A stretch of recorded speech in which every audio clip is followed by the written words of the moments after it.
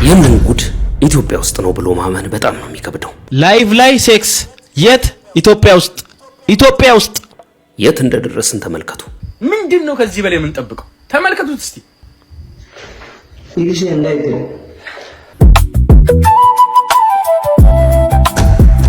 ወዴት ማዘር ምን እያሉ ነው ያሉት? አንዳንድ ወንዶች አሉ በጭንቅላታቸው ሳይሆን በብልታቸው የሚያስቡ ደግሞ ጥሩ ደግሞ ስማርት ነውር አይደል እንዴ? 40 ብር ከፍላ ስልክ ስትጠይቅ አታፍርም? የዓመት አያልቅም ወይ? ዘመኑ ክፉ ነው። 2018 ወዴት ነው ያለው? በጣም ብዙ ሰዎች ሲያማርሩ ሰምተናል። በዚህ ልክ ግን ይሆናል ብለን አላሰብንም። ወንድ ልጅ የወር አበባ ማየት ጀምሯል። ይህንን የሰማነው በ2018 ነው። ታይበት አንድ ሴት ነው ማሳይ በብልቴ ነው መጣ ሚኒስትሬሽን ወገቤ ሁሉ ያመኝ ነበር። ከታረቁ በሁለተኛው ቀን የማስታረቅ አገልግሎት በይፋ መስጠት ጀምረዋል። በጣም ነው የሚገርም። እዛ ሄጄ እንዳስታርቀን ነው የምትፈልገት? አንዳንዶቹ ይቅርታ በጣም ወሳኝ ነገር ነው፣ ከነዚህ ልጆች እኔ በደንብ ተመሬበታለሁ ይላሉ። ይሄ ቪዲዮ እንደ ታሪክ ነው የሚቀመጠው። እግዚአብሔርን ነው እኔ በጣም ነው ደስ ያለኝ። በቃ እኔ ተማርኩበት፣ በእኔ ተመሬበታለሁ። ሌሎቹ ደግሞ እጅግ አስመሳይ ነው፣ በሱ ልክ አስመሳይ አይተናናቅም ይላሉ። እኔ ብዙ አስመሳይ ወንዶች አውቃለሁ፣ እንደዚህ ልጅ ግን የሚያስመስል ሰው አላየሁም። ከምሬ ነው። እናንተ ምን ትላላችሁ? ከነ ድንግልናዋ ባገባትም አብረን መኖር ግን አልቻልንም። እኔ ከስሬበት የተማርኩትን ነገር እናንተ ሳትከስሩበት ተማሩበት። እናንተ በድፍረቱና በአስፈሪነቱ የምታውቁት፣ እሱ የሚፈራው ግን በጣም የሚያስገርም ነው። ዶሮ ፈራለው አለ። ዶሮ ግን ባዘገበ ካለፈ ፊንት ልነግር ይችላል። ታክሲ ላይ ልሳፈር የምሬን እኮ ምን አልበላም። በዛ ላይ ያስቃል። እውነቱን ነው። ዶሮ አትበላም። ዶሮ አልበላም።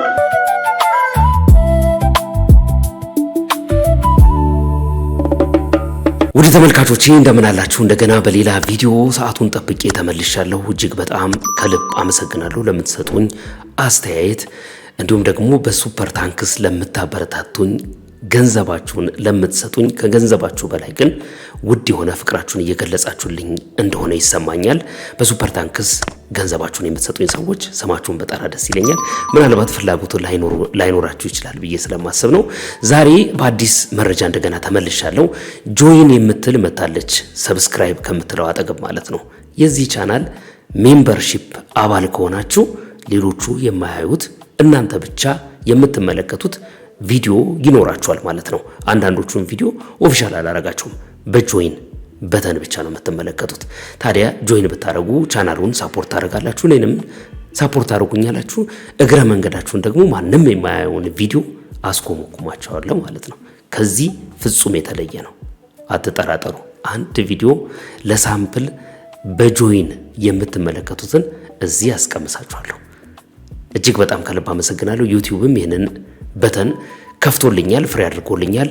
እየገባችሁ ጆይን ብታረጉኝ በውጭ ሀገር የምትኖሩ ዲያስፖራ ቤተሰቦቼ ማለት ነው አመሰግናለሁ። ወደ ዛሬው ቪዲዮ በቀጥታ እንግባ፣ ወሬ ሳላበዛባችሁ። በጣም ቆንጆ የሆኑ ቪዲዮዎች ይዤላችኋለሁ። የእናንተን ሐሳብና አስተያየት በሚፈልጉት ላይ ሐሳብና አስተያየታችሁን እንድታጋሩኝ ይፈልጋሉ። እስከ መጨረሻው አብራችሁን ቆዩ። እንደ ትናንትናው በመጨረሻው በቪዲዮ መጨረሻ ላይ የ90ስ ትዝታዎቻችን አሉ። አንድ ፊልምም ተቀምጧል። የፊልሙን ስም ላወቀ ሰው ሽልማት አለኝ ማለት ነው። እንቀጥል ወደ ቪዲዮአችን። ላይቭ ላይ ሴክስ የት?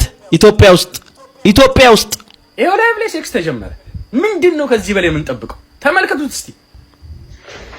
ይልሽ እንዳይተ አታ ሊጀመርልህ አምሮ ዘንድሮ ማናየው ነገር የለም መቼስ።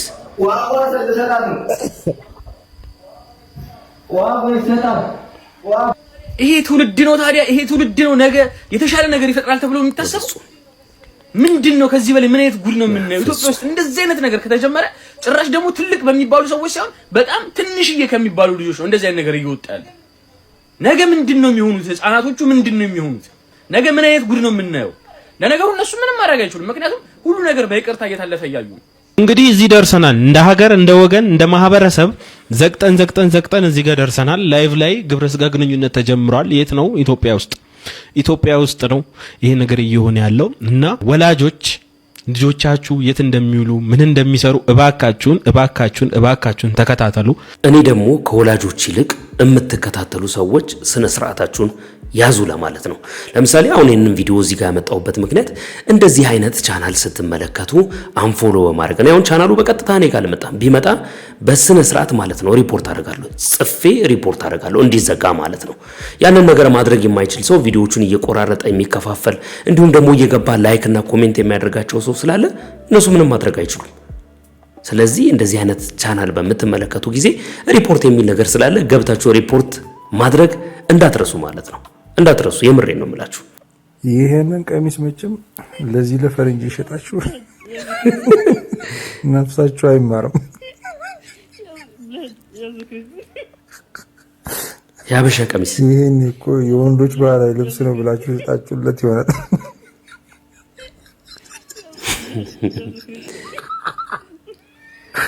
በጣም ይገርማል። ብዙ ሰዎች እነዛ ስም አይጠቀሴዎች ይሆናሉ፣ አይቶ ወዶት ይሆናል የለበሰው። ስለዚህ ይህንን ሄዶ ሲገዛ ለሚስቴ ይሆናል እገዛለሁ ብሎ ይገዛው። የሚሸጠው ሰው ምን ያድርግ? ጥያቄዎች ናቸው፣ የተለያዩ ጥያቄዎች ናቸው። እናንተ ምን ትላላችሁ? የባህል ልብስ ፈረንጆቹ በዚህ መልክ መልበሳቸው የሀገርን ገጽታ ያስተዋውቃል ወይስ በዚህ መልክ የሚያጠለሽ ነገር አለው ትላላችሁ? ሐሳባችሁን እስቲ ያጋሩኝ። አይነሳም፣ አይሰራም። የሚሰራበት መንገድ አለው። ግን ቢራ መጣለት እንደገና ተነሳ። በቃ የፈለገው ነገር ነው።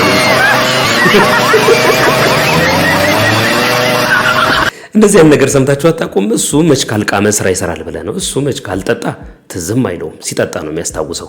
እንዴ እሱ ይሄንን ነገር ካላደረገ ይሄንን እኮ ማድረግ አይችልም የሚባሉ ሰዎች ሰምታችሁ አታውቁም? ለሱ ጥሩ ማሳያ ነው። የወንዶቹን በዚህ መልክ አይተናል። ሴቶቹስ ምን ሲሆኑ ነው የሚሰሩት? እስቲ እንመልከተው፣ እሱንም እንመልከተው። አሰራ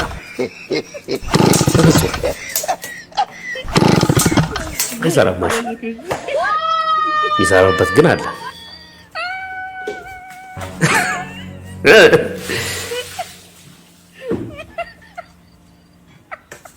አሁን ይሰራል።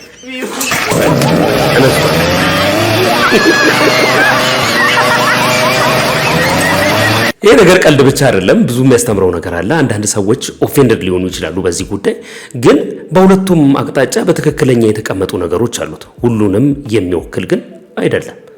ለምሳሌ ፈጽሞ መጠጥ ጠጥቶ ማያውቅ አለ፣ ፈጽሞ በገንዘብ የማትንቀሳቀስ ሴት አለች። ሁሉንም የሚወክል አይደለም፣ ግን በደንብ የሚያስተምር ነገር አለው። እናንተ ከዚህ ጉዳይ ላይ ምንድን ነው የተማራችሁት? እስቲ ሐሳባችሁን አጋሩ። ብዙ ጊዜ ወንድ ልጅ ሴት ልጅን ከማግባቱ በፊት የሚላት ነገር አለ። ልቤ ላይ ነገሺ፣ ደረቴን ተንተራሺ፣ አብረሺ እንደንሺ፣ እሺ ደግሞ ይበልጣል ከሺ ነው የሚላት። ካገባት በኋላስ አትነዛነሺ፣ በጠዋት ተነሺ፣ ቁጣሽን ቀንሺ፣ ደግሞ ዝም ብለሽ አታለቃቅሽ፣ ደግሞ አትበልጭም እሺ ከሺ። በድሮ ጊዜ ፍቅር አለ ይባል ነበር። ሞር ፍቅራቸው የሚገላለጹት ደግሞ በሙዚቃ ነበርና ለምሳሌ በመሰረተ ልማት መጓደል ምክንያት ፍቅራቸው የተቋረጡ ዘፋኞች አሉ። ያንን ጋራ አቋርጠሽ ሁሌ ማለንሽ፣ ያንን ጋራ አቋርጠሽ በሀሳቤ ማይሽ፣ ያገሬ ልጅ ጋራው ከልክሏቸዋል። ሌላም አለ ደግሞ በጆቼ የዳሰስኩ እንዳላጫውትሽ ሰው ከማይደርስበት ጋራ ስር ነው ቤትሽ፣ ጋራ ስር ነው ቤትሽ። ጋራን ይለያያቸው አይደል? አብዛኛው ችግራቸው ጋራ ስለሆነ ጋራ ደግሞ አይፈርስም። ቢፈርስ ኖሮ ምናልባት የመገናኘት ቻንስ ነበራቸው። እንደዛም ሆኖ ግን ለመገናኘት ይሞክራሉ። ወንዱ ለምሳሌ ሴቷን ሲቀጥራት እንደዚህ ይላታል፣ አንቺ ተደጀን አባይ ቅርብ አይደለም ወይ 120 ኪሎ ሜትር በእግር 120 ኪሎ ሜትር እና እንደዛም ሆኖ ራሱ እሷ ትሄዳለች። ለዛም ነው የድሮ ሰዎች ወይም የድሮ ዘፋኞች ልባቸው ሰፊ ነው የሚባለው። ልባቸው ሰፊ ከሆኑት ዘፋኞች መካከል አንዱ መልካሙ ተበጀ። እንዴት አትሉኝም? የልቤን አዳራሽ መኖሪያ ወይስ የምሯን ነው ወይ ትቀልዳለች? ይመች። በጣም ጊፍትድ የሆኑ ልጆች አሉ እኮ በእውነት በጣም የማናቃቸው ግን ደግሞ ብቃት ያላቸው ጎበዝ ልጆች አሉ። ለምለው ግን ማለት ነው አንዳንድ ወንዶች ማለት ነው። እሺ ማዘር ወንዶች ስል ደግሞ እንደ ወንዶች ስል ሁሉንም ነካ የመሰለኝ ፈራለሁኝ። ግን ሁሉም ወንድ ለመንካት ሳይሆን አንዳንድ ወንዶች አሉ በጭንቅላታቸው ሳይሆን በብልታቸው የሚያስቡ ደግሞ ጥሩ ደግሞ ስማርት የሆኑ ወንዶች አሉ። ከሴት ጋር አብረው እንኳን ራቁቷን ብተኛ እንኳን በትነካሰቡ አሰቡ ወጥ ምንም ስሜት ሴንስ የማይሰጣቸው ወንዶች አሉ። አነ ስማርት እኔ ብዙ ጊዜ ጓደኞቼ ወንዶች ስለሆኑ አውቃለሁኝ። የወንድ ልጅ ብዙዎችን ባህሪ አውቃለሁኝ። ግን አንዳንዶቻችሁ ስልክ ስትሉ ስልክ ለስራ ልታሰሩ ነው ብላ ስልክ ስንሳ ተደውላ ሄሎ የት ነሽ? እቤት። ምን እያደረግሽ? ተኝቼ። ብቻሽን? አዎ። እና እንዴት ነው የተኛሽው? ወደ ግራ ነው ወደ ቀኝ ነው በደረትሽ ነው? ምን አገባ? ባናተ ተተከል በየትም ጋር ሆነን ብንተኛ ምን አገባክ? አይባልም እኮ ሲጀመር። አንድ ሴት ተደውሉና ምንድነሽ ባለትዳር ነሽ ምናምን ስትሉ አዎ ባለትዳር ነኝ የልጆች እናት ነኝ ካለች ለመጀንጀን ለምን ትፈልጋለህ? የሴት ልጅ እንትኗ ቁልፍ መቆለፊያ ስለሌለው ክፍት ይመስላችኋል እንዴ? ኖ አይደለም። ቆልፎ መከፍተም ራሷ ሴቷ ናት።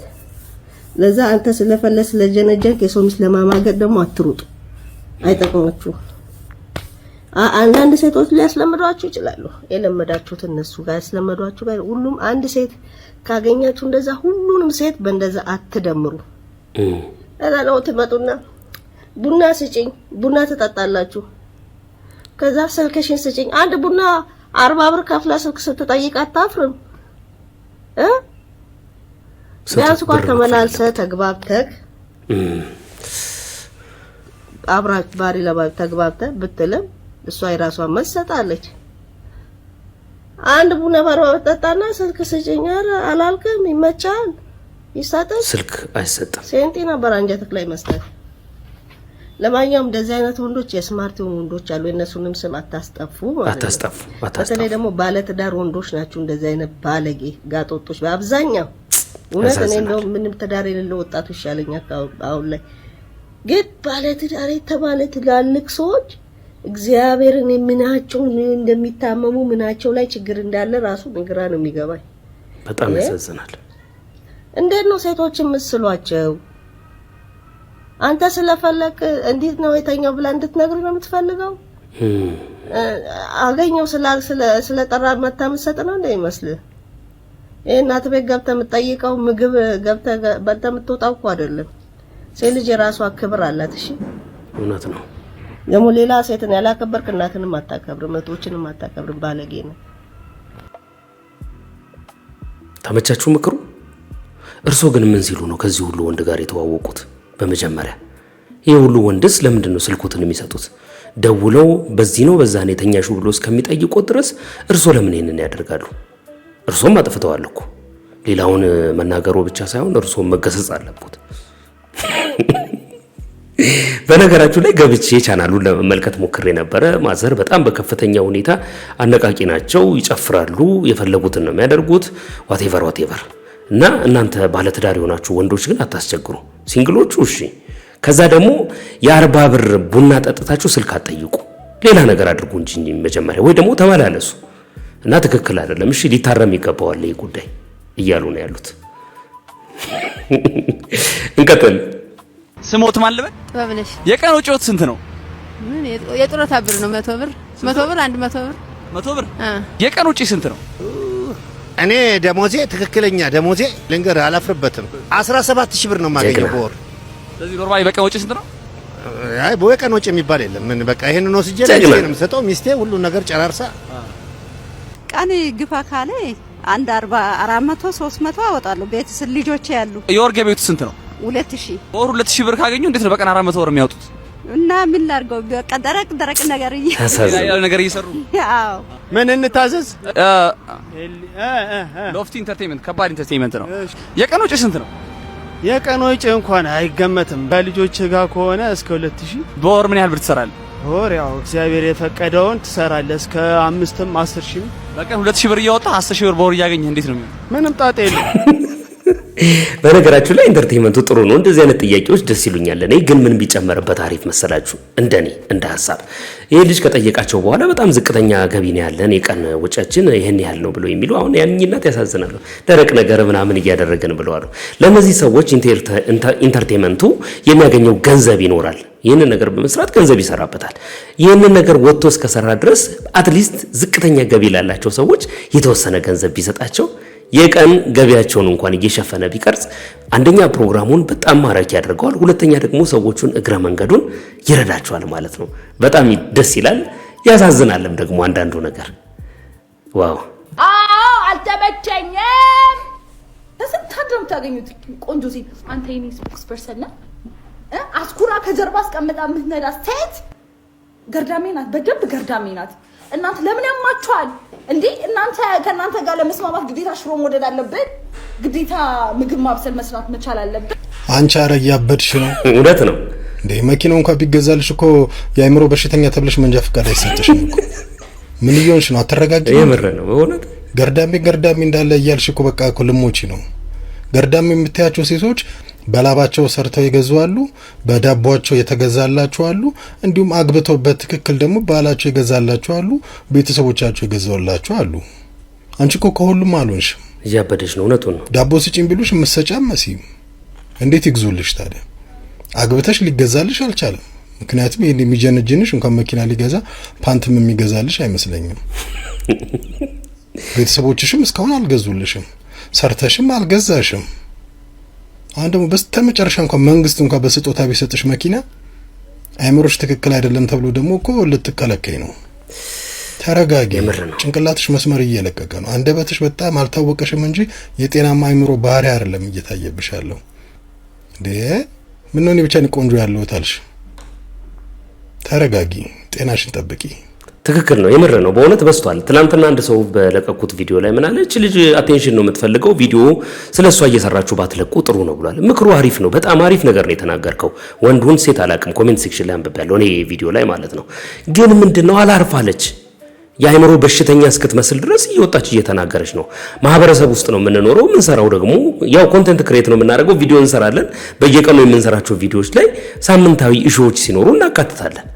ግን ደግሞ በዚህ ደረጃ የሷ ሰዎችን መዝለፍና በአላስፈላጊ ሁኔታ መናገር ተገቢ ነው ብዬ ስለማላምን ነው ቪዲዮ ደጋግሜ የሰራሁት። እና ገርዳሜ የምትላቸው ሰዎች ትተዋታል። ስራቸውን እየሰሩ ነው እነሱ። ዞሮ የሚያያትም ሰው ያለ አይመስለኝም። ሰልችተዋታል አብዛኛዎቹ። እና ራሷን ብትጠብቅ በቃ ክብር ቢኖራት አሪፍ ነው ለራሷ። ለምን በዚህ ደረጃ መውረድ እንደፈለገች አልገባኝም። ግን ደግሞ በዚህ ደረጃ በአቴንሽን ጥማት መወረርም ጥሩ ነው ብዬ አላስብም። አጠገቧ መካሪ ቢኖር ቦይፍሬንድ ማለኝ ብላለች፣ ቢመክራት ቢያስተካክሏት ምናምን ጥሩ ነው ብዬ አስባለሁ። እንደ ሴት የወር አበባ የምታይበት እንደ ሴት ነው ማሳይ። በብልቴ ነው መጣ ሚኒስትሬሽን ወገቤ ሁሉ ያመኝ ነበር። ልክ ሴት ልጅ የወር አበባ እንደሚመጣባት እንደዛ ነው የሚያደርገኝ በብልቴ። ኧረ ተአምር ነው ዘንድሮ ወገኖች። በጣም የምንሰማቸው ነገሮች ከባድ ከመሆናቸው የተነሳ ምናልባት የዓመቱ መጨረሻ ላይ እንሰማለሁ ብለን አላሰብንም። እውነት ይሄን እንሰማለን ብለን ያሰብን ሰዎች አለን አይመስለኝም። ወንድ ልጅ የወር አበባ የሚያይ ማለት ነው።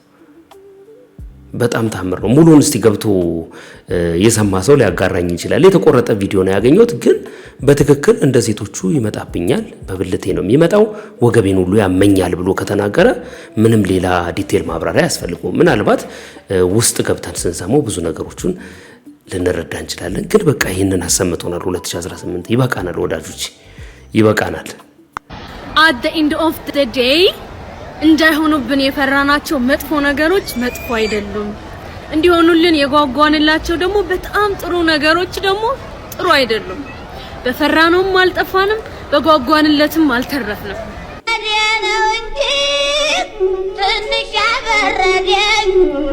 ስለ ምክሩ እናመሰግናለን ታለም። እንግዲህ ሰሞኑን በሰይፉ በኢቢኤስ ላይ በከፍተኛ ደረጃ ተመልካች ያገኘ የእርቅ ፕሮግራም አለ። እሱ ላይ ተገኝተው ከባሏ ጋራ እርቅ ፈጽመዋል። በእለቱም እንግዲህ እራት አብረው እንዲበሉ ሰይፉ ጥሪ አድርጎላቸዋል። ግን ከዛ በላይ የገረመኝ ነገር እኔ ማስታረቅ ጀምረዋል። ታርቀዋል እነሱ። አዎ ሰምታችኋል አይደል? ማስታረቅ ጀምረዋል። የእርቅ አገልግሎት ሰርቪስ መስጠት ጀምረዋል። እንስማና እንመለስ።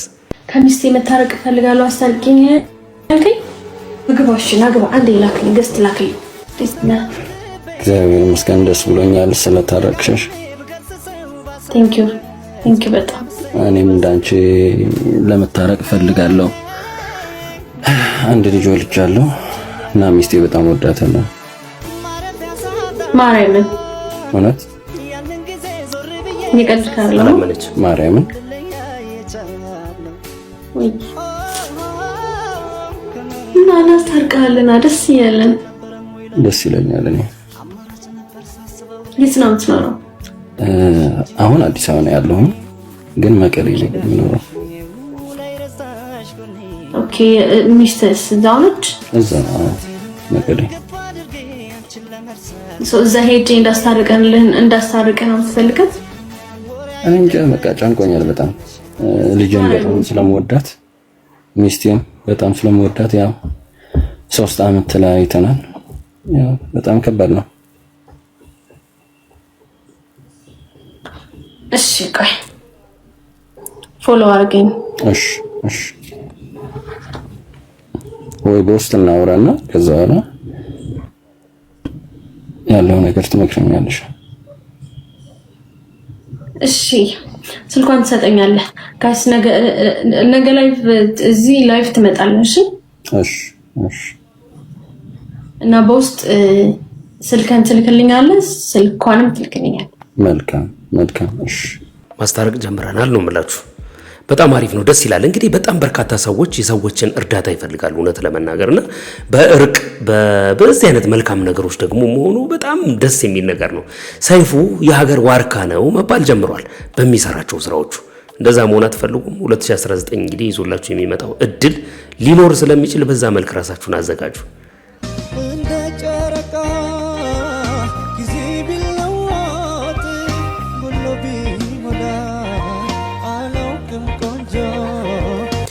ብዙ ሰዎች እንግዲህ በዚህ ልጅ ጉዳይ የራሳቸውን አስተያየት እየሰነዘሩ ነው የሚገኙት። አንዳንዶቹ ጠንከር ያለ ትችት ይሰነዝራሉ፣ ሌሎቹ ደግሞ ልጁ ልክ አይደለም፣ በፍጹም አልተቀበልነውም፣ ልጅቷ እንዳየናት ከሆነ ምስኪንና ቶሎ ልትጎዳ የምትችል ሰው ናት፣ ድጋሚ እንዳይሰብራት ጥንቃቄ ያስፈልጋታል የሚሉ ሰዎች አሉ። የተለያዩ ሰዎችን አስተያየት ስሰማ አንዳንድ ያላየዋቸውን ነገሮች ቆም ብዬ እንዳያደረገኝ ነው እኔ በግሌ ማለት ነው። እናንተ ምን እየተሰማችሁ ነው? በሰው ሕይወት ውስጥ ለምን ትገባላችሁ? እንደዚህ ትክክል አይደለም፣ እንደዚህ ማለታቸው ልክ አይደለም ምናምን የምትሉ ሰዎች አላችሁ። ትክክል ናቸው። አይ ነው ከምን አንጻር እንደምትናገሩ እረዳለሁ። ግን ደግሞ የሰዎችን የተለያየ ሀሳብ መስማት ተገቢ ነው ብዬ አምናለሁ። ሚዛናዊ የሆነ አመለካከት እንዲኖረን ማለት ነው። እስቲ ይሄንን እንስማና እንመለስ። እኔ አሁን ሁላችሁም ተሰብስባችሁ ልትሰድቡኝ እንደምትችሉ አውቃለሁኝ፣ ግን እውነታውን ልንገራችሁ። እኔ አሁን የምናገረውን ነገር በክፋት አትዩትኝ። እኔ የማንንም ሰው ሰላም መፈልግ ሰው ነኝ። በሰዎች የግል ህይወት ላይም ገብቼ ደግሞ ሀሳብ አልሰጥም። ግን ለሴቶች አንድ ነገር ልንገራችሁ፣ ይዛችሁ ተገኙ። በቃ ማንም ሰው ወድቃችሁ ወይም ደግሞ ጥሏችሁ ከሄደ በኋላ ጥሏችሁ በሄደበት ቦታ ላይ ወድቃችሁ እንዳትገኙ። በቃ የሚያስከብራችሁ የሚያስወድዳችሁ ስለናንተ ሰው ቫልዩ ማድረግ የሚችለው ወድቃችሁ ካልተገኛችሁ ብቻ ነው። ጥሩ ምክር ነው። እንግዲህ ለሴቶች ነው በአጠቃላይ ለሴቶች ነው። ግን በአጠቃላይ የሚመክሯትን ወይም ደግሞ በጉዳዩ ላይ የተደሰቱ እንዲሁም የደበራቸውን ሰዎች አስተያየትም ደግሞ አይቻለሁ። ይህንን እስቲ እንስማ። በጣም ደስ ብሎኛል በመታረቃቸው፣ እንደውም ከናንተ እርቅ እኔ የተማርኩት ነገር አለ ይለናል። እግዚአብሔርን ነው የምልህ። ይሄን ቪዲዮ ሳየው ማለት ነው ብራዘር ራሴን ነው ያየሁት። ራሴን አየሁ። በቃ ማለት የይቅርታ ልብ መኖር አለበት። ነገ ከነገ ወዲያ ሰው ከሚወደው ከሚያፈቅረው በጣም ሪስፔክት ካለው ጋር ነው የሚቀያየመው የሚጣለው። አሁን ሚስት ቻት ብታረግ ከወንድ ጋር ምንም ችግር ከሌለባት ትጣላ። እኔም አሁን ዝም ብዬ ተነስቼ ከሴት ጋር ዴት ባረግ ሚስቴ ዝም ካለች አትወደኝም ማለት ነው፣ አታፈቅረኝም ማለት ነው። ባይዘው ሰው ሲተራረም ነው የሚጣለው። ዛሬ አንተ ብርክክ ካልክ አይደል ነገ የምትቀናበትን ነገር ነው ያደረከው። ልጅህ ወይም ልጅሽ ይሄን ነገር ስታይ ወይም ሲያይ ይሄንን ታሪክ ነው ይዞት የሚቀጥለው። ይሄ ቪዲዮ እንደ ታሪክ ነው የሚቀመጠው። እግዚአብሔርን ነው እኔ በጣም ነው ደስ ያለኝ። በቃ እኔ ተማርኩበት፣ በእኔ ተምሬበታል። ጎንበስ ማለት ነገ ቀና የሚያደርግህን ነገር ነው ያደረኩት። ብራዘር ወድጄዋለሁ። እግዚአብሔርን ሴፉም ቴንኪው። ከዚህ በላይ ደስታውን ሊገልጽ የሚችል ሰው አለ ብዬ አላስብም። በጣም ደስ ይላል። የሰዎች ደስታ የሚያስደስተን፣ የሰዎች መገናኘት የሚያስደስተን ሰዎች ልንሆን ይገባል። በተለይ ደግሞ ይህ እርቅ ለልጃቸው ሲባል በጣም ኢምፖርታንት እንደሆነ አስባለሁ። ልጃቸውን በጋራ ማሳደግ አለባቸው። ዋቴቨር ሰዎች አሁን እንደሚሉት ላይሆን ይችላል። በቃ በፍጹም ልቡ ተመልሶ ከሆነ በፍጹም ልቡ ከሆነ ይቅርታው ምናልባት ነገ ላይ የሚፈጠረው ነገር አናቅም። እንደማንኛውም ሰው ሊካጩ ይችላሉ፣ የሆኑ ነገሮች አፕል ሊያደርጉ ይችላሉ። በፍጹም ልቡ ከተመለሰ ግን ልጃቸውን ብናስብና አንዳንድ የሚሰብሩ ነገሮችን ባንናገር መልካም ነው። እስቲ አንድ ደግሞ ሌላ አስተያየት እንስማና እንመለስ።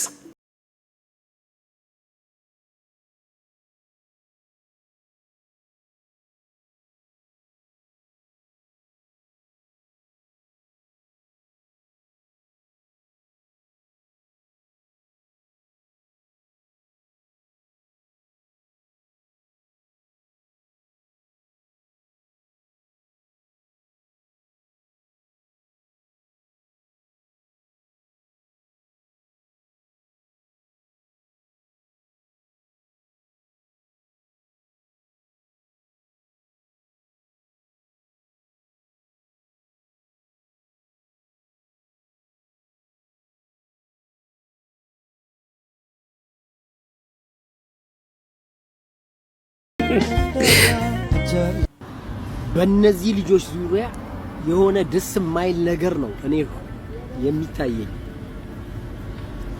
አንድ ቀን ልጁን ደውሎ እንኳን የማያውቅ ሰው ዛሬ እሷ ፌመስ ስትሆን 1 ሚሊዮን ብሩን ግን ሲያገኝ የራሱን ደስታና ምቾትን የመረጠ ሰው ዛሬ እሷ አንሰራርታ ከመሬት ላይ ስትነሳ ተንበርክኮ ይቅርታ መጠየቅ እኔ ይገርመኛል።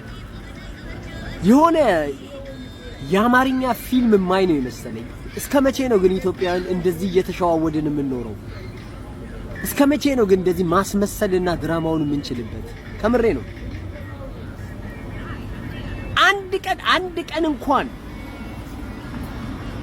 ዞር ብሎ ልጁን እሷን አይቶ የማያቅ ሰውዬ ዛሬ ድራማ ለመስራት ለማስመሰል መጣ።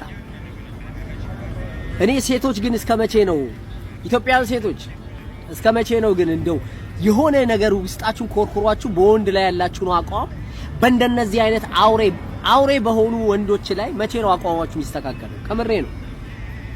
አሁን የዚህች ልጅ ታሪክ እርግጠኛ ነኝ ወድቃ ተሰብራ ብትቀር ኖሮ እዚች መድረክ ላይ አትመጣም ነበር። እኔ ብዙ አረመኔ ወንዶች አውቃለሁ። እንደዚህ ልጅ ግን እኔ አላየውም። ከምሬ ነው። እኔ አሁን ለምን ይቅርታ ጠየቃት፣ ለምን እንደዚህ ያለ፣ ለምን ታረቁ ምናምን ውስጥ አይደለም።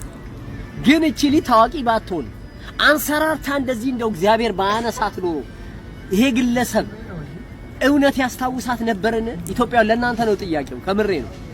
እና እኔ ብዙ አስመሳይ ወንዶች አውቃለሁ። እንደዚህ ልጅ ግን የሚያስመስል ሰው አላየውም። ከምሬ ነው። እና እህቴ አሁንም ቢሆን ይሄን ሰው ለሚዲያ ሽፋንና ለሆነ ነገር ብለሽ እዚህ ጋር ልትታረቂ ትችያለሽ። በጥንቃቄ እንድታዩ ነው። እሺ እህቴ ከምሬ ነው። ሰው ግን ኧረ በስላሴ ስም እኔ ስንት አይነት ሰው አይቻለሁ። ቢያንስ ሞክሮ ጥሮ የሆነ ነገር አድርጎ ለልጁ ለቤተሰቡ ለምናም ለሷ ቢሆን እኛ ኢትዮጵያውያን እዚህ ጋር ደስ ይለን ነበረ ሲታረቁ። ይሄ ግለሰብ 1 ሚሊዮን ብር አሸንፎ ኢማጂን አበሻ አስቡ። 1 ሚሊዮን አሸንፎ የራሱ ምቾት መርጦ እሷንና ልጁን ትቶ የሄደ ሰውዬ ዛሬ እሷ ቀና ስትል ለመታረቅ ሮጣ መጣ። የሴት ልጅ ልቧ እንደ ጡቷ የተንጠለጠለ ነው ይባላል። ብዙ ጊዜ እኔ ይሄ አባባል ውሸት ይመስለኝ ነበር። ዛሬ እውነት መስሎ የታየኝ ዛሬ ነው። ከምሬ ነው። ትክክል ነው አባባሉ። እና ሴቶች ብዙ ጊዜ ከገዳያችሁ ጋር ነው የምትኖሩት። ገዳያችሁን ነው የምትመርጡት። የሚወዳችሁን አይደለም የምትመርጡት። ከምሬ ነው። የሚፈልጋችሁን ወንድ አይደለም የምትመርጡት። የማይፈልጋችሁን ስኬታችሁን ብቻ ተንተርሶ አደምይቶ ስንት በቀል ሰርቶባችሁ ይሄ ያዞን ባውን አንብቶ መጥቶ የሆነ ፌክ የሆነ ነገር ይዞ የሚቀርባችሁ ወንድ ነው የምትፈልጉት። ስለዚህ ቀጥሉበት ሴቶች። እንዲህ ያለቃቀሳችሁ ሚዲያ ላይ እየመጣችሁ እኛ ደግሞ አስተያየት ለመስጠት ያብቃል። ሰላማችሁ ይዛል። ቀጥል ብሏል እሱ ቀጥል ብሏል። በልጁ ሁኔታ ያው ማህበራዊ ሚዲያ ላይ የሚመጡ ነገሮች ሁሉም ሰው ያያቸዋል። የምታዩትን ነገር ደግሞ አስተያየት ተሰጡበታላችሁ። ያው ወጥቷላ ማህበራዊ ሚዲያ ላይ ኦልሬዲ ማህበራዊ ሚዲያ ላይ እስካለ ድረስ ያንን ነገር ሰው ተመልክቶ አስተያየት መስጠቱ አይቀርም። አንዳንድ ሴቶች በጣም ጠንካራ የሆነ ንግግር ሲናገሩ የሰማሁት በዚህ ቪዲዮ ነው። እንመልከተው። ዛሬ አብራችሁ ራት የምትበሉ ይመስላችኋል? ምን አዲስ እንደተጣበሰ ሰው ምንድነው ጉዱ? እግዚአብሔር ያውቃል። ምን አይ እግዚአብሔር ያውቃል ነው ስማ ያውቃል። ግን ለራቱ እግዚአብሔር ያውቃል። የፈለግነውን አይደለም የሚሰጠን። ጥያቄው ምን ፈለግን ቢሆን ደስ ይላል። ምላሽ ቤቢንም ማየት አለበት።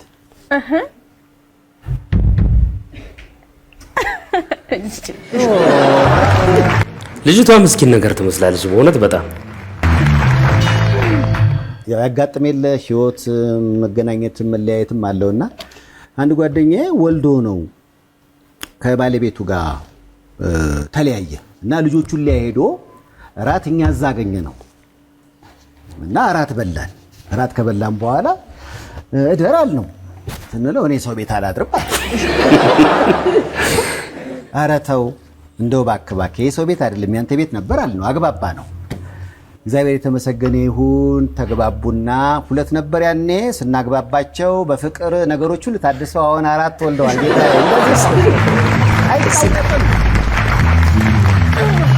ደስ ይላል። ሰይፉ መልካም ሰው ነው በእውነት። እኔ የሱን መልካምነት አይቻለሁ። የሱን በዚህ ጉዳይ ላይ በጣም ይገርም ሆነ አይቻለሁ።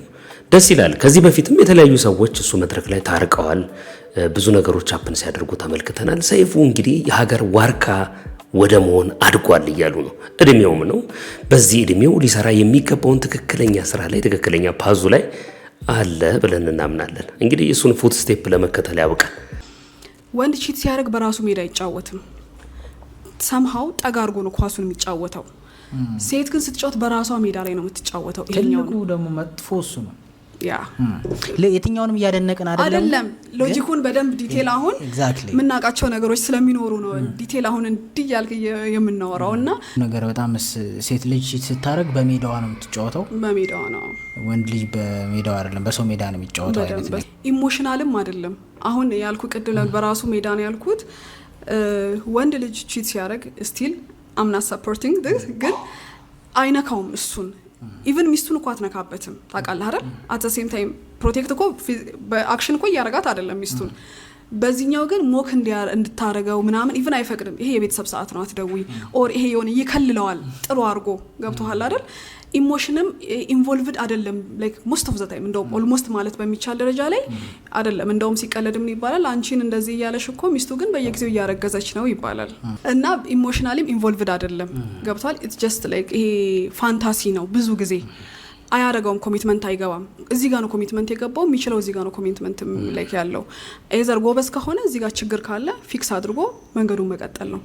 ካልሆነ ግን እያስታመመ ይኖራል እንጂ ህይወቱን በትኖ ብዙ ጊዜ እንትን አይልም አይመጣም ወደዚህ። ስለዚህ እዚህ ጋር ያለችው ልጅ ተስፋ ይሰጣታል፣ ገንዘብ ፋይናንሻሊ ሰፖርት ያደርጋታል። ግን ከዛ ይዘለለ ህይወቷ ላይ ጠብ የሚያደርገው ነገር የለም። ሞር ፊዚካል ነው። በቃ ፊዚካል ነው ብዙ ጊዜ በቃ ለፋንታሲ ለኤክሳይትመንት ምናምን ነው። ከዛ ጊዜ ያልሰጠኝ ወይ ቢዚ ነው ያለች ግን ብዙ አመት የለፋባትን ብዙ አመት ዋጋ የከፈለው ባሏን ትታስወጣለች። ያ እዚህ ችጋ ግን ሲመጣ ግን ሴት ልጅ እንደ ወንድ እንደዛ አይደለም። በጣም ኢሞሽናሊ ኢንቮልቭድ ነው የሚሆነው። ኢሞሽናሊ አሁን ይሄ ከባህሪያችንም ስለሆነ ነው። አሁን ቅድም መግቢያ ላይ ሜንሽን እንዳደረከው ኤቭሪቲንግ ከኢሞሽን ጋር ነው ለኛ ጋር ሴክሹዋል ነገሮችም ትክክል ይመስላችኋል? ይሄ ጉዳይ ብዙ መጋራው ሐሳብ አለኝ። እንዴት ታዩታላችሁ እናንተ? እስቲ ያላችሁን ሐሳብ አስቀምጡልኝ። ተፈሪ አቤት ና ግባ። አቤት ትላለህ ክላስ ምን ያለች ናዳ ምን ምንድነው? ስማ ፈታኝ ብልት ይዛችሁ አትምጡ። ቀንድ አይደለም ያዘው ስራ ነው። ካልቻላችሁ አንችልም አትሉም እንደምናችሁ? አዎ ከዚህ ላይ መቁረጥ አንችልም። አዘጋላችኋለሁ። እሺ ይኸው ላሳያችኋለሁ። ከረፈ ና ግባ አንተ። አልገባም ዶክተር አልገባም። ለምን ይነማት ለምን ዋጋው ዶክተርዬ እውነት በጣም ፈራው። ምን ግርዛት ነው የነበርኩት ልጅ እኮ እያሉ እንዳትፈራ የሚያሳፍርም ነገር የለም። እንካ አረ ዶክተር ያሳፍራል። ማን አልከኝ ስምህን? ናቲ ናቲ አንድ ማለሽ ነገር በአንተ ስም በናቲ ያራዳል። የመጀመሪያውን አንተ ሸለፈት የመጀመሪያው ነው በናቲ ስም ግን ይሁን። እድሜ ስንት ነው? እድሜ 25 በእውነት ነርሲ እስኪ ለቅድሙ ልጅ ጋለው እንትን ማን ነው ገጀራ ቀዝቅዝ ይሆናል ድጋሚ አሙቂው እባክሽ እንዳትፈራሽ በቃ ገጀራ ማልጋ እንዴ ዶክተር በገጀራ ነው የሚገርሱት? ምን ጠብቀ ነበር? ፕሮፌሽናል ነው በዛሬ ማደንዘዣ የለ የኔ አባት አረ ዶክተር አይ ቀልደማ ስቃለሁ ግዴታ ነው። ምን መሰለ ከአንድ አመት በኋላ እስከ አንድ አመትም ብዙ እንትን ያለ ከአንድ አመት በኋላ ግን የሰው ልጅ የወንድ ልጅ ብልት አጥንት ያበቅላል። ለአጥንት ደግሞ ማደንዘዣ አይመከርም። በተለይ ደግሞ 25 አመት ለሞላው አጥንት ምን ማለት መሰለ እንዴ ነው ከ50 አመት በኋላ ቁመት ይጨመራል እንዴ? አይጨመርም ማለት እንደዛ እንደማለት ነው። ናትዬ እንዳታሰብ ማገባ ትገረዛለህ። አይ በቃ ዶክተር ሌላ ሆስፒታል ወይ ምናምን ሊድ እንጂ ይቅርብኝ። የምን ቁልጭ ነው በር ድረስ መጣ አለማደንዘዣ ይገረዛል። ወረጥ ይኸውልህ 25 አመት ምድር ላይ የቆየ ሰውዬ ብዙ መከራ ያየ ሰውዬ እቺ እንኳን አትከብድም። በግድም ቢሆን ትገባታለህ እንጂ አንለቅም። በግድም ቢሆን ገብተህ ትገረዛታለህ። በድንግልና ነበር ባለቤቴን ያገባኋት። እዛ ግን ልጄንና ቤቴን ትቼላት ያስወጣኝን ነገር ልንገራችሁ። እና ባለቤቴ ተዋወቅነው ቤተክርስቲያን ውስጥ ነው። እና ለ3 ወር አብረን ከቆየን በኋላ ወደ ትዳር መግባት ሁለታችንም እንፈልግ ስለነበረ ሁለታችንም ወደ ትዳር ገባን ማለት ነው። ከዛ በኋላ ነበር ትክክለኛ የባለቤቴ ባህሪ በደንብ መታየት የጀመረው። በጣም ጨቅጫቃ በትንሽ ነገር 2-3 ቀን ልዘጋኝ የምችል ሴት ሆና ነበር ያገኘኋትና ትንሽ ጥፋት ሳጠፋማ በቃ ማዘርጋየርኩ ማደር ጀመርኩ ማለት ነው። በጣም እየፈራኋት መጣውና ውሳኔ ትክክል እንዳልሆነ እየገባኝ መጣ። በጣም መጸጸት ጀመርኩ እና ነፍሰ ጡር ነበረች፣ ልጅም ወለደች። ግን ይሄ ባህሪዋ በቃ ምንም ልቀይረው አልቻልኩም። ብዙ ጊዜ ቁጭ አድርጌ አውርቻታለሁ። እሱም ሌላ ነገር ይዞብኝ እየመጣ ሲመጣ በቃ ተውኩትኝ ማለት ነው። እና መስፈርቴ ትክክል እንዳልነበረ በዚህ መሃል ነው የተረዳሁት። ምክንያቱም አንድ ሰው ስናገባው አብረነው የምንኖረው ባህሪውን ነው እንጂ ድንግልናውን ወይም የቤተ ክርስቲያን ልጅነቱን አይደለም። ቢሆን አሪፍ ነው፣ ግን መልካም ባህሪ ነው ዋናኛው ነገር ማለት ነው ለትዳር። እና በዚህ መሃል የሆነ ሰዓት ምን ደረጃ ላይ ደረስኩኝ? አብረን እንደር ማለት እስክፈራ ደረጃ ፈራኋት ማለት ነው። አሳመነችኝ፣ መፍራት ጀመርኩ። እሷ ከአቅሜ በላይ የሆነ መጣ። የእሷ ጭቅጭቅና ንዝንዝ ከአቅሜ በላይ የሆነ መጣ። እኔ የጠበቅኩት ትዳር አለ፣ ስገባ ያየሁት ደግሞ ሌላ መጥፎ ዓለም ነው። ብቸኝነቴ ይሻል ነበር እስክል ድረስ ትዳርን እንድጠላው ነው ያደረገችኝ። ከዛ በኋላ የሆነ ሰዓት ግን ወሰንኩኝ፣ እሷም አትቀየር ከሆነ በቃ እድሜን ማሳጠር የለብኝም፣ እኔም የራሴን ህይወት መኖር መጀመር አለብኝ ብዬ ልጄንና ቤቴን ትቼ ወጥቼ ሌላ ቦታ እንደ አዲስ ኑሮን ሀብዬ ለብቼ ጀምሬያለሁ ማለት ነው። ይሄ ከተፈጠረ ትንሽ ቆይቷል። ግን ምንጊዜም ለትዳር መስፈርታችን ሊሆን የሚገባው ድንግልና ወይም የቤተ ክርስቲያን ልጅ ሳይሆን የዛ ሰውዬ ባህሪ ነው። ምክንያቱም ብዙ ጊዜ ወንዶች ምን ይላሉ? ድንግል ሴት ነው ማግባት የምፈልገው፣ አሪፍ ነው ብትሆን። የቤተ ክርስቲያን ልጅ ነው ማግባት የምፈልገው፣ አሪፍ ነው። አዎ እንደዛ ብትሆን፣ ግን የምትኖረው ከባህሪዋ ጋር ስለሆነ ዋናው ነገር ባህሪዋ ነው። እኔ ከስሬበት የተማርኩትን ነገር እናንተ ሳትከስሩበት ተማሩበት። ብዙ ሰዎች እንግዲህ በዚህ አቅጣጫ የሚያነሷቸው ነገሮች አሉ። ባለፉት ጊዜያቶች ተጨቃጭቀናል በዚህ ጉዳይ። ባለሙያዎችም ወጥተው ሀሳባቸውን ይሰንዝሩ በዚህ ጉዳይ ብያለሁ። ፌስቡክ ላይ የለቀኩት ቪዲዮ በ2 ቀን ውስጥ ወደ 300 ምናምን ሰው አይቶታልና ትክክል አይደለም። አንዳንድ ጉዳዮችን የምታስቀምጧቸው መስፈርቶች ትክክል አይደሉም። ግን ደግሞ ቢሆን መልካም ነው። ካልሆነም ግን እነዚህ ነገሮች ለትዳር መስፈርት ሆነው ሊቀመጡ አይገባም የሚለውን ነገር አስቀምጬ ተናግሬያለሁ። አንድ ልጅ ደግሞ ከአህያ ጋር ተኝቻለሁ፣ እንደዚህ ግንኙነት አድርጌ ነበረ ምናምን የሚለው ልጅ ይህንን ነገር ለመናገር የሞራል ልዕልና የለውም ብዬ ተናግሬያለሁ። ሌላ ሰው ይህንን ነገር ቢናገረው ትክክል ነው፣ እሱ ግን ሲናገረው ትክክል አይደለም ብዬ በግልጽ ተናግሬያለሁ። ሌላ ሰው ይህንን ነገር ቢያስተምረው፣ ሌላ ሰው ቢናገረው የተሻለ እውቀት ሊያስጨብጥ ይችላል ብዬ ስለማምን ማለት ነው። ኤኒዌይ ይህንን ሀሳብ እናንተው ተነጋገሩበት። ትዳራችሁን የምትፈልጉት ከሆነ ቤተሰብ የተባለን ካንሰር ከትዳራችሁ ላይ እጃቸው እንዲያነሱ አድርጉ። አለበለዚያ ትዳራችሁ ሶሪያ ነው የሚሆነው። ቤተሰብ የገባበት ትዳር ሲበረክት አላየን። የብዙዎች ትዳር የሚፈርሰው በቤተሰብ አማካኝነት ነው። ስለዚህ ባልና ሚስቶች በትዳራችሁ ጉዳይ ላይ ቤተሰቦቻችሁን ጣልቃ እንዳታስገቡ። አያገባቸውም፣ አይመለከታቸውም።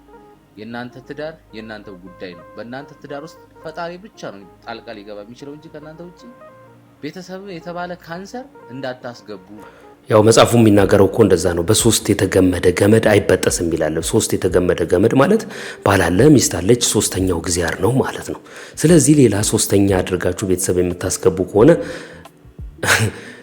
አራተኛ ገመድ ሆኖ እግዚአብሔር አይገመድም። እዛ ውስጥ እግዚአብሔር ይወጣል፣ ቤተሰቡ አብሮ ይገመዳል። መበጥበጥ ነው የሚሆነው ማለት ነው። ጥንቃቄ ማድረጉ ተገቢ ነው።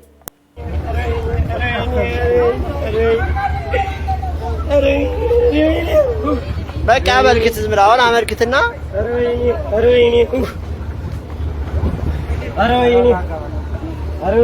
ተረጋጋ። ሌባው በዝቷል በጣም በነገራችሁ ላይ ይህንን እዚህ ጋር የተከመረውን አፈር ጤፍ ነው ጠብቅልን ብለው ስልኩን ያለው ነገር ተቀብለውት ጠብቀን እዚህ ጋር ብለውት ማለት ስልክ ነው ያለው ስልክ ነው አስደውለን ብለውት በቃ ተረጋጋ። አሁን ምንም አሳበዱ። ያሳዝናል፣ ልጁ ያሳዝናል። ብዙ ጊዜ እንግዲህ እንደዚህ አይነት ነገሮች ሲገጥሟችሁ በመንገዳችሁ ላይ ጥንቃቄ ማድረግ እንደሚኖርባችሁ ለማሳሰብ ነው። ባለፈውም አንድ ቪዲዮ እንደዚህ አይነት ነገር አምጥቼላችኋለሁ። ከማታውቁት ሰው ጋር ያላችሁ ኢንተራክሽን በጣም በነቃ ሁኔታ መሆን አለበት። ኤቲኤም አካባቢ፣ ታክሲ የምትሳፈሩበት፣ እንደዚህ አይነት ደግሞ የሚሸመትበት አካባቢ ምናምን ላይ በጣም ከፍተኛ ጥንቃቄ ማድረግ ተገቢ ነው። ሌባው ስለበዛ ማለት ነው። እኔ አይደለም መሳሪያ ዶሮ እፈራለሁ ማለት ዶሮ እፈራለሁ። ዶሮ ከነፍሱ ባጠገብ ያለው ባጠገብ ካለፈ ነው ይወጣል እንዴ ማለት ልጅ ሆነ ነው የምትለኝ? ለምን ስቲል አሁን ገበያ የባሉ ዋዚማ ምናምን ሲሆን አልወጣም ከቤት እንዴ ታምር ነው። እኔ ምን አሁን የምኖርበት ሰፈር ፈረንሳይ ለጋ ሲሆን ነው። ለዛውም ኬላ ገበያ ኬላ የሚባል ብሎኬ ገበያ ይባላል። ዶሮ ይሸጣል እዛ አካባቢ ነው ያለኝ ዋዚማ። እውነትህን ነው? የምሬን ነው የምነግርህ። ውሻ ምናምንስ? እኔ ውሻ ምናምን ኢቭን እባብ ምናምን ችግር የለብኝም። አትፈራም? ልይዝ እችላለሁ በእጄ። ዶሮ ግን ባጠገቤ ካለፈ ፌንት ልነቅል እችላለሁ። ታክሲ ላይ አልሳፈርም። የምሬን እኮ ነው። አልበላም። በዛ ላይ ያስቃል። እውነቱን ነው። ዶሮ አትበላም? ዶሮ አልበላም ከነነሱ በቃ እፈራለሁ። ሰው ቤት ሄድና አንኳኳለሁ እና ለወደዱት የሚከርተት ድራማ ዳይሬክት ላረግ ሎኬሽን ላይ ያልኳቸው እንደ ዳይሬክተር ጀሞ ይዘውኝ ሄዱ። ሲሄዱ ግራውንድ ፕላስ 2 ነው ቤቱ እና አንኳኩ ግቢ አንኳኩቶ ሁሉም ገቡ። ግባ ሲለኝ አንደኛው ፕሮዲሰር ይባላል መጀመሪያ ዶሮ መኖር አለመሆኑን ጠይቅልኝ አልኩ። ውሻ መኖር አለመሆኑን ምን አልከኝ? ዶሮ አለ። ምን ማለት ነው? ዶሮ ካለ አልገባም ከሌለ ልግባ አልኳት እና ድንክዮሾች እግራሱ ይላል። እነዚህ ነው መጠየቅ ያለብህ ዶሮዎች። የኔ ዶሮ ነው የምፈራው ማየ የለም ዶሮ እርግጠኛ ነሽ? አዎ ገባሁ። በጣም ተገርማለች። እንዴት አደረብህ? ፍርሃቱ ግን የምታስታውሰው ነገር አለ? ማለት ነገር ማዘንም ሳትነግረኝ ያለፈችው ነገር እሱ ይመስለኛል። በዛም ላይ አትበላ እሱ የሚገርም ደግሞ አለመብላት ይጀምራል። እኔ ለትዝብት ከፈለክ አንድ ቀን ሰፈር ናት ጥላውን ዘውገን ታውቀዋለህ? አዎ አንድ ሰፈር ናት። እና ቢሮኛ ብዛ ብሎኬት ገበያ አካባቢ ነው። እሱ ከቢሮ ሲወጣ እኔ ከብሎኬት ገበያ ሲወጣ የገና ምናምን ዋዜማ ቀን እና እሮጣለሁ። እሺ አንዱ ሰፈር ልጅ እንደዚህ ይዞብኝ ነው እና እንደዚህ ነው ከቢሮ ሲወጣ እኔ ወደ ቤት ልገባ ስል ተጋጨ። እያያት ሄድም እንዴ ሲለኝ ዶሮ ብዬው አለው። በስቲያው ቀና ቆም ዶሮ እኮ ነው ያልከኝ። ዶሮ መስራት እንደ ባክ ዶሮ ይዞኛል ይዞብኝ ምናምን መጥቶ ካንተ በላይ ነው ሳው ቁጭ ብሎ ጥላው እንትና ጀንዶት ብሎ ይገርም ነው በጣም። ዶሮ ፈራለሁ። እሺ እቤት አይበሉም ልጆቹ ባለቤትም። ስለዚህ አንተ ውጭ ነው የምትከርመው። ሲታ ምን ይበላሉ መብላት። ዶሮ ከገዙ ግን ቤት አልገባም ካልታረደ። ማረዳቸውን ማቀው ላባ ምናምን እዛ በር ላይ ሲያስቀምጡ ያጋጋባሉ። ከዛ ውጭ ላራድ ይችላል ዶሮ ታስ በጣም ይገርም ነው። ግን አይገርምም? የየሰው ፍርሃት። አንዳንድ ሰው ከፍታ ይፈራል፣ አንዳንድ ሰው ውሻ ይፈራል፣ አንዳንድ ሰው የተለያዩ አራዊቶችን አይጥም ይፈራል። አሁን ትልቅ ማቀው ሰው አለ ጀግና እና ብዙ ሰዎች የሚፈሩት ነገር አለ። እኔ ዶሮ የሚፈራ ሰው ሰምቼ አላውቅም። እንግዲህ በተለያዩ ፊልሞች ላይ በጣም አስፈሪ ገጸ ባህሪን ተላብሶ ነፍሰ ገዳይ ሆኖ ሰው ለሰው ላይ ነው መሰለኝ እንደውም በጣም የሚያስፈራ ሰው ካራክተር ነበር ሲጫወት ያየሁት። ከዛ ውጭ ደግሞ ወደ ሐዋሳ ላይ የተሰራ የማንዴላ ዋና ሰው ሆኖ የሚሰራበት ላይ የመጨረሻው ከባድ አስፈሪ ሰው ሆኖ ሰርቷል። እንዴት ዶሮ ይፈራል ብዬ ላስብ። በጣም ነው የሚገርመው። አልገረማችሁ? ሰው ከገፋንበት የሰው ህይወት ካመሰቃቀልንበት ከዚህ ህይወት የጊዜና የተራ ጉዳይ እንጂ ሞት ይዞን እንደሚሄድ ዘንግተናል።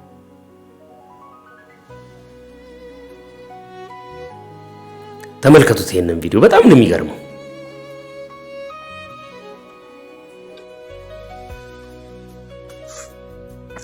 ይቅርታዬ ነው እንዴ? ምን ያድነብሃል?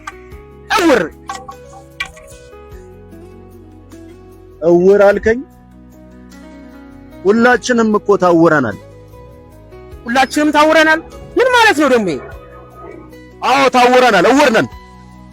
አንዳንዶቻችንን አይናችንን፣ ብዙዎቻችን ልባችንን ታወርን። ዞሮ ዞሮ ሁላችንም እውር ነን። አናይም፣ አናስተውልም።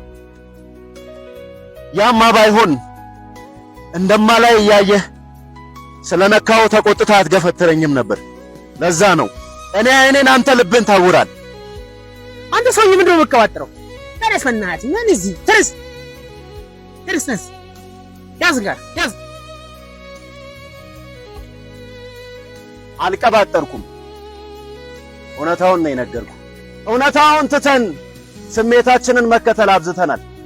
ማመዛዘን ተስኖን ጭፍን ፍርድ ልማዳችን ሆኗል። መናናቅ ልማዳችን ሆኖ ልባችን በትዕቢት አብጧል።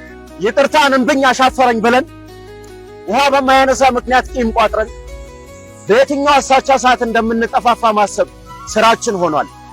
የሚያኖር እያለ በሰው ኑሮ እንመቀኛለን። የራሳችንን መብላታችንን ሳናቅ የሰው ጉርሻ ለመንጠቅ እንቋምጣለን። የምንገባበትን የነገውን የዘላለም ቤታችንን እያፈረስን ቀነን የምንሄደውን ተራውን ቤታችንን ለመገንባት እያኳተንን ነው። ለመጠፋፋት ብዙ ርቀት ሄደናል። የሰው ህይወት ለማመሰቃቀል ብዙ ተጉዘናል፣ ብዙ አሲረናል።